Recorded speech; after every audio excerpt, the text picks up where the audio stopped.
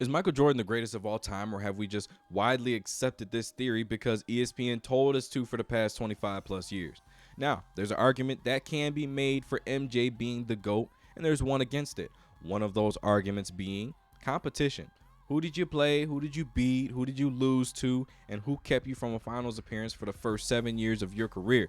No better place than to start at the beginning. 84-85 Milwaukee Bucks, led by Sidney Moncrief. 27-5-5, 5-time All-Star, 5-time All-NBA, 5-time All-Defense, 2-time Defensive Player of the Year, Hall of Famer. Pair him up with Terry Cummings, 30 points, 9 rebounds, 2-time All-Star, 2-time All-NBA, Rookie of the Year. That'd be good enough to get you 59-23 in the regular season and drag you all the way to the conference finals for a showdown with the Boston Celtics. Speaking of the Boston Celtics, the greatest team in NBA history all the way up until 1996, the 85-86 Celtics not only finished 67-15, they had 4 of the original 50 greatest players in NBA history, but they also had 5 Hall of Famers on this roster, led by Larry Bird, 28-8-8, a 12-time All-Star, 10-time All-NBA, 3-time All-Defense, 3-time MVP, 2-time Finals MVP, Rookie of the Year, and a Hall of Famer. Kevin McHale, 28-10-4, a 7-time All-Star, All-NBA, 6-time All-Defense, 2-time Six-Man of the Year award winner, 3-time champion. Dennis Johnson, 19 points, 6 assists, 5-time All-Star, 2-time All-NBA, 9-time All-Defense, 3-time champ, Finals MVP, and a Hall of Famer. The Chief, Robert Parrish, 17-9, 9-time All-Star, 2-time All-NBA, 4-time champ, and Hall of Famer. Bill Walton, coming off the bench, 7 points, 9 rebounds, 2-time All-Star, 2-time All-NBA, 2-time All-Defense, 6th Man of the Year that season, and a Hall of Famer. And you need guys to play their role. How about Danny Ainge for 18 points and 5 assists a game? Not only that, you're going to have to run it back against this same Boston Celtics team the following season, and they're going to boast a 59-23 record. Arguably the greatest team ever. Now, we're going to talk about the 88 Cavs. The higher you get in the conference, the more you're going to be looking down.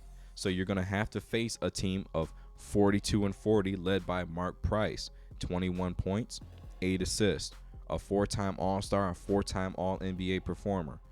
Larry Nance, 17-7, 3-time All-Star, 3-time All-Defense. Brad Daugherty, 16-9, 5-time All-Star and All-NBA performer. Ron Harper, 5-time champion, 18 points a game, 5 rebounds, and 4 assists.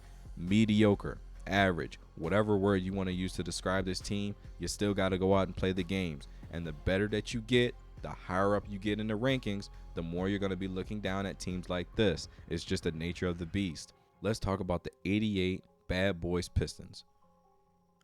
54-28. You start with Zeke, 20 points, 10 assists, 12-time All-Star, 2-time champ, Finals MVP, 5 times All-NBA, and a Hall of Famer. Adrian Dantley, 19-5, 6-time All-Star, 2-time scoring champ, 2-time All-NBA, Rookie of the Year, and a Hall of Famer. Bill Laimbeer, 16-13, 4-time All-Star, 2-time champ. Joe Dumars, 11-5, 6-time All-Star, 2-time NBA champ, 3-time All-NBA, 5-time All-Defense, Finals MVP, and a Hall of Famer. Coming off the bench with Vinny the Microwave Johnson, 11-5 in his own right. Now as you talk about Dennis Rodman, the Worm, primary defender, 2-time All-Star, 8 times All-Defense, 2-time All-NBA, 2-time Defensive Player of the Year, 7-time rebound champ, 5-time NBA champ, and a Hall of Famer. You need dirty work guys, enforcers, to back up Bill Laimbeer. So we're going to add in John Sally and Rick Mahorn. Then the following season, we're going to trade Adrian Dantley for Mark Aguirre, adding 14 points a game and 5 rebounds, a 3-time All-Star, and we're going to go from 54-28 to 63-19. Not to mention, you're going to have to run it back against this same team the following season, and in 1990, we're going to go 59-23.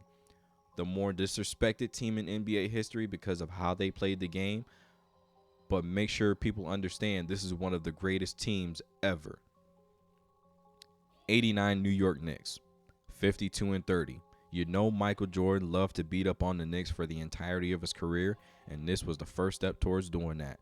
Patrick Ewing, 21 points, 10 rebounds, and 2 blocks a game. 11-time All-Star, 7-time All-NBA, 3-time All-Defense, and a Hall of Famer. Guys like Johnny Newman and Gerald Wilkins playing their role. Newman had 16 a game. Wilkins had 14 and 5 a game. And Mark Jackson is one of the more underrated point guards in NBA history, adding 15 points and 11 assists a game, one of the greatest assist men in NBA history. And you round that out with Charles Oakley's 10 and 10. Again, 1989 Knicks. This was just the beginning for that franchise and what would become one of the more formidable opponents and more dominant East forces for a long time in the NBA. Let's talk about the 1990 Bucks. Chicago is going to try to get their lick back here. Again, same situation with the 42-40 Cavaliers. The higher up you get, the more you're looking down. You're going to play a 44-38 team. How about Alvin Robertson? 23.5 points, 6 rebounds, 5 assists, a 4-time All-Star, Defensive Player of the Year, 6-time All-Defense, All-NBA performer. You add in Ricky Pierce, 22 points a game, 2-time Sixth Man of the Year award winner, and an All-Star. Paul Pressey, 15 points, 5 rebounds, 7.5 assists, 3-time All-Defense. This is not an all-time great legendary team.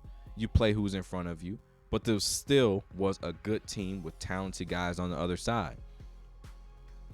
Now let's talk about the 1990 Philadelphia 76ers. This is not your grandfather's faux Sixers. Talking about a 53-29 team led by Charles Barkley, 24 points, 17 rebounds, and 5 assists. 11-time All-Star, 11-time All-NBA, MVP. Original 50 greatest player in NBA history, Hall of Famer. Sidekicks like Hershey Hawkins adding in 20 points a game, 4.6 assists a game, and Mike Minsky and Johnny Dawkins just playing their role, 16 points respectively for the both of those guys. Now, I know what you're thinking. You add LeBron James in his prime in the 80s, he will run roughshod over that era and the era to follow, but let's look at it like this. Time travel is not a 1+1.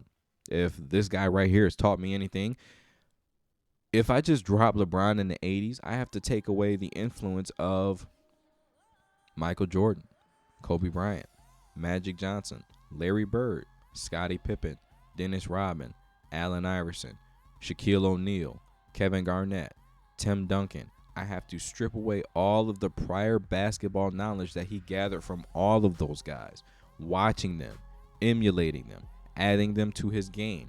And then on top of the fact that you don't have the same trainers, you don't have the same medicine, you don't have the same methods in resting and analytics and so on and so forth. You take all of those advantages that he has today away from him and just drop an 18-year-old kid in the 80s. You could say the opposite side for Jordan. If you drop Jordan in today's era with the advancements of technology and training and exercise and body management, load management, analytics, you add in, different shoe technologies, so on and so forth. We can be here hours on end talking about the what ifs. All we have is what we see in front of us. And looking at Mike's resume from the first 7 years of his career and his opponents, I see all-time greats. I see 50 greatest players in history that he went up against. And I also see Hall of Famers on nearly every single team that he played against. Let me know in the comments what you think. Give this video a like, subscribe to the channel, and that's one more for the good guys.